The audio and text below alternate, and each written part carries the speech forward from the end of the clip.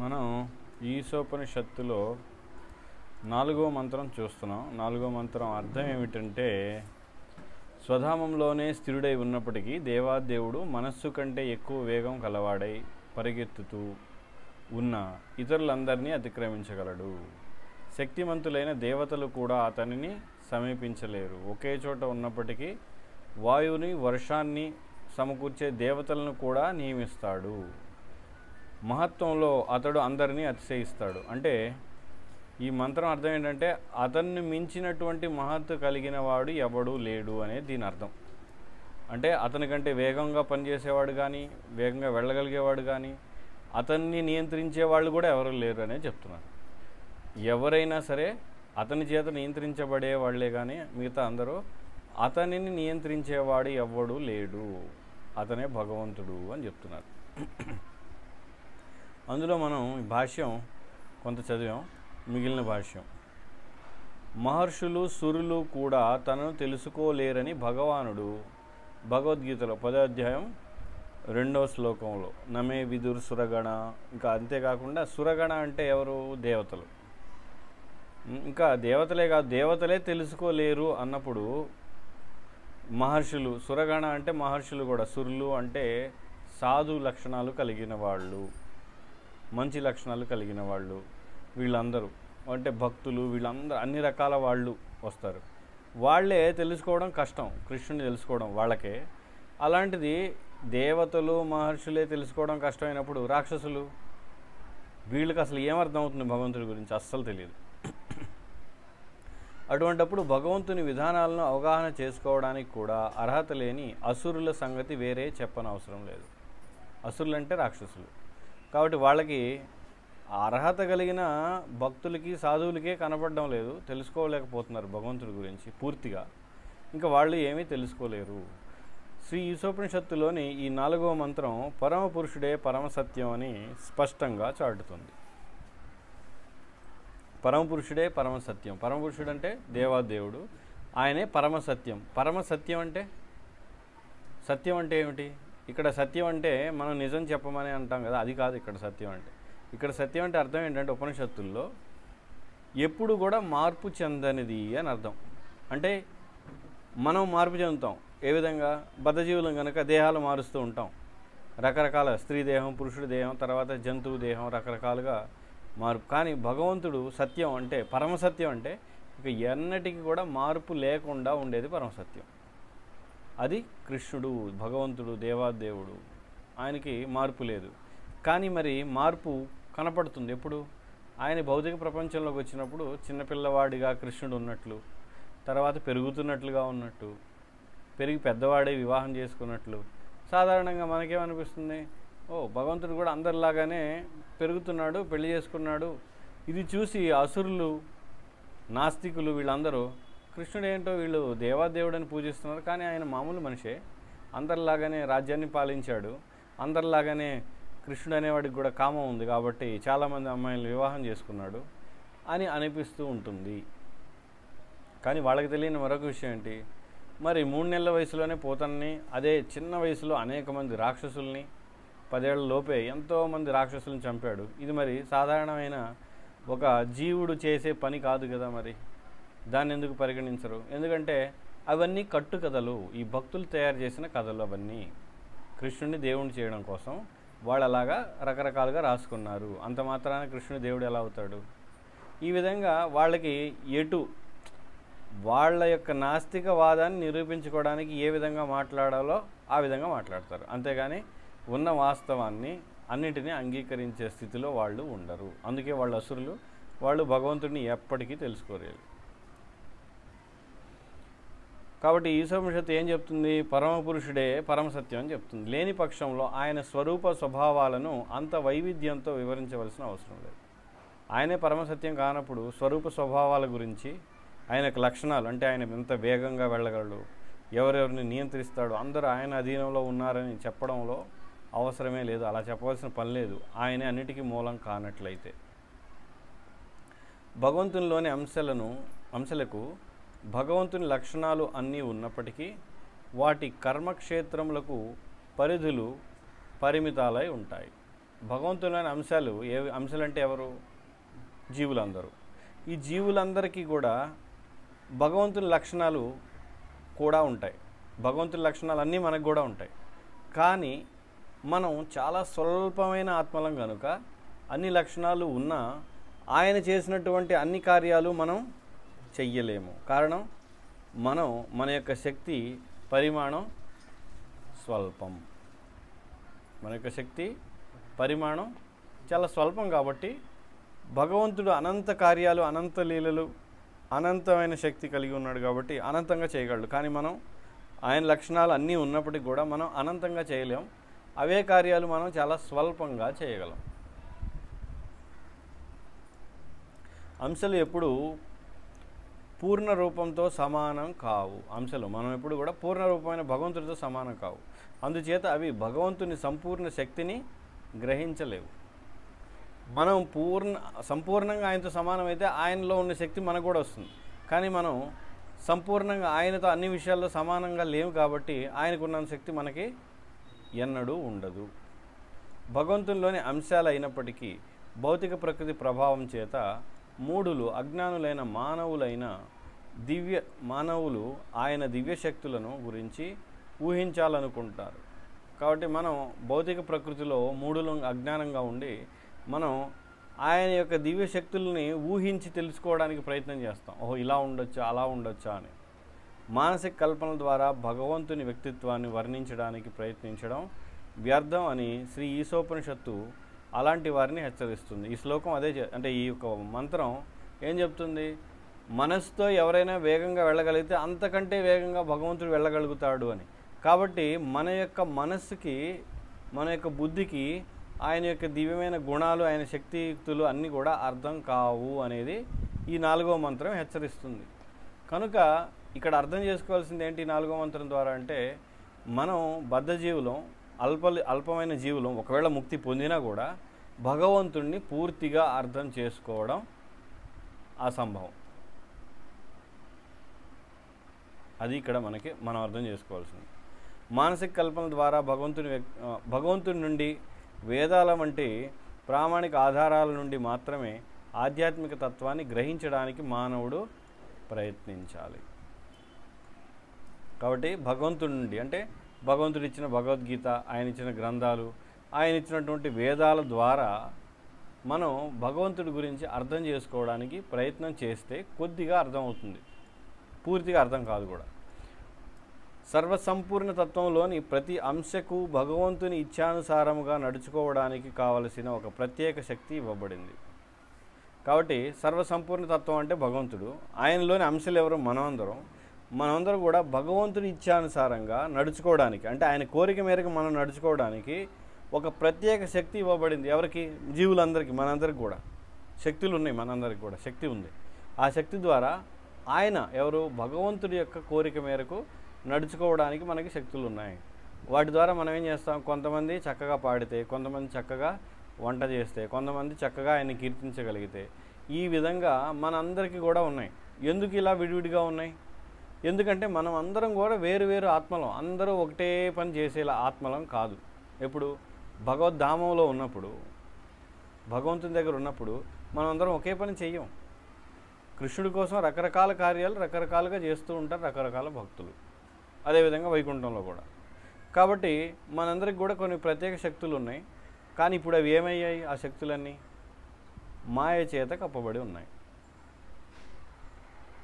కనుక వాటిని మళ్ళీ బయటకు తీయాలంటే కృష్ణ చైతన్య సాధన అంటే హరినామం ఇవన్నీ చేయడం ద్వారా మనకి క్రమక్రమంగా మనసు శుద్ధి పొంది ఏవైతే మనకు శక్తులు ఉన్నాయో భగవంతుడు ఇచ్చాడో అవి మళ్ళీ బహిర్గతం అవుతాయి పూర్తిగా.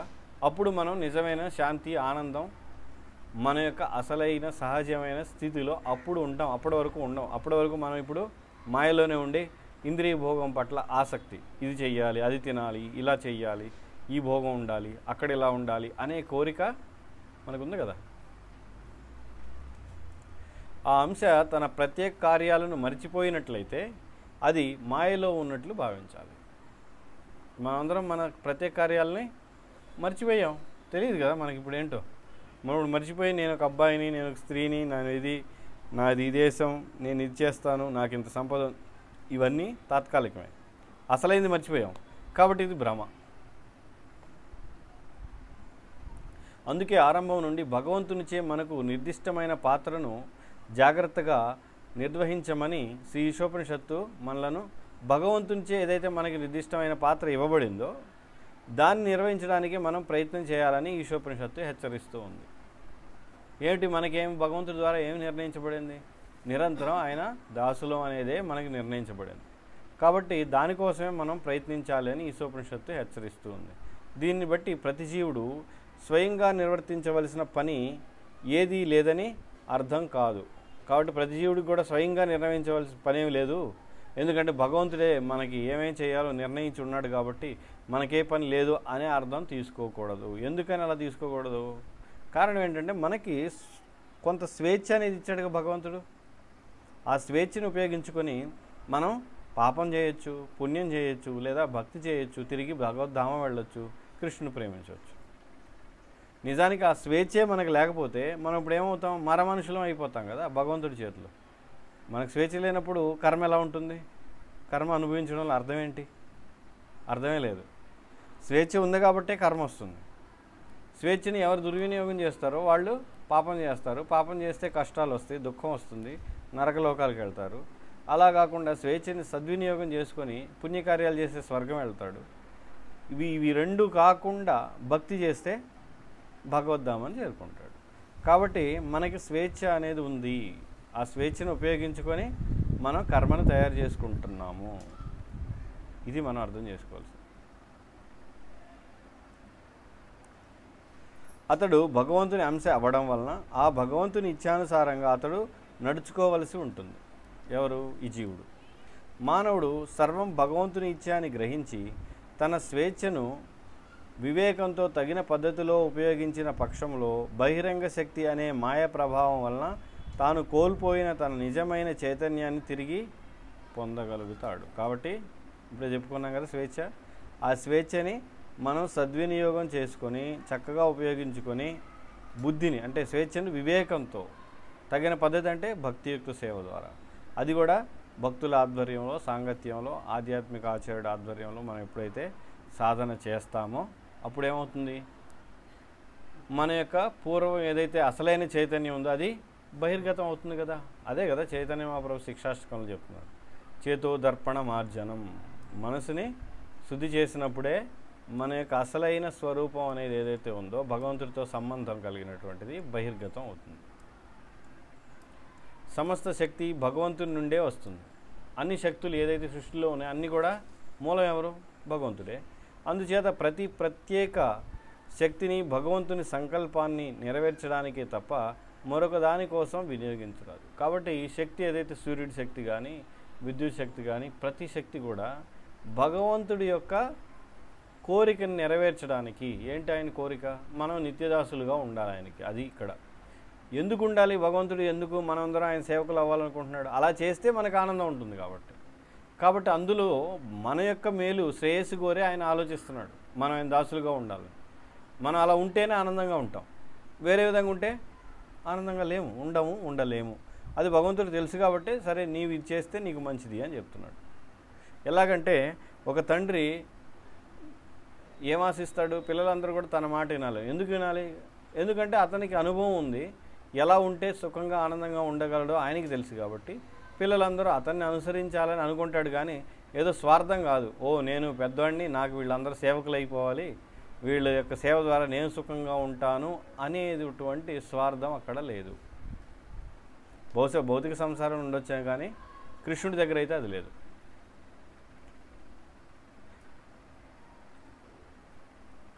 వినమ్ర భావాన్ని అవలంబించేవాడు భగవంతుణ్ణి తెలుసుకోగలుగుతాడు. వినమ్ర భావం ఇది ఎక్కడ ఉంది? శిక్షాష్టకంలో తృణాదపి సునీచేన తరోరివ సహిష్ణున. కాబట్టి ఎవరైతే వినయంగా ఉంటారో వాళ్ళే కృష్ణుడిని నిరంతరం కీర్తించగలరు.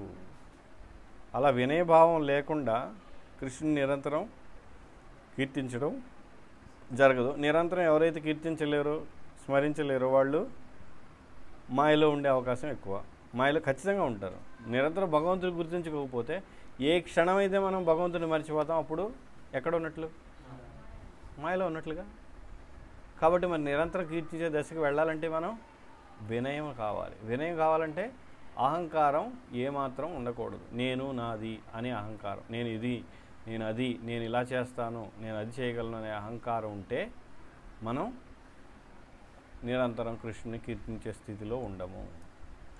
భగవంతుని సంపూర్ణ స్వరూపాన్ని, ఆయన సర్వశక్తులను, ఆయన సంకల్పం చేత ఆ శక్తులు పనిచేసే తీరును తెలుసుకోవడమే సంపూర్ణ జ్ఞానం అంటారు. సంపూర్ణ జ్ఞానం అంటే ఏమిటి?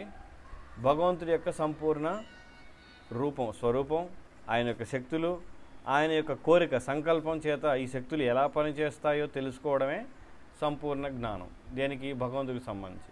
ఇప్పుడు మనకి అవన్నీ ఉన్నాయా? ఆయన యొక్క రూపం కానీ, ఆయన శక్తులు కానీ, ఇవన్నీ అవి తెలియదు. మనకి తెలియదు కనుకనే మనం మాయలో ఉన్నాం. అందుకే మనకి సంపూర్ణ జ్ఞానం లేదు.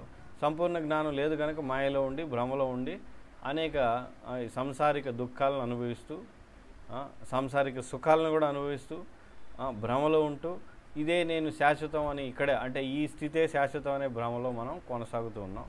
కానీ ఇది తాత్కాలికం, ఇది నిజమైనది కాదు అనేటువంటి దృఢమైన విశ్వాసం మనకి ఎప్పుడు వస్తుందో అప్పుడే దీని నుంచి బయటపడడానికి ప్రయత్నం చేస్తాం.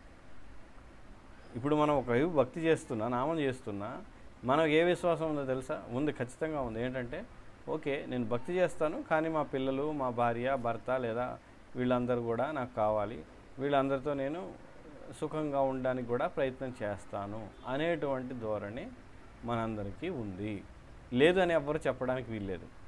ఒకవేళ ఎవరైతే లేదని చెప్తారో వాళ్ళందరూ వాళ్ళని వాళ్ళు మోసం చేసుకుంటున్న వాళ్ళు అవుతారు.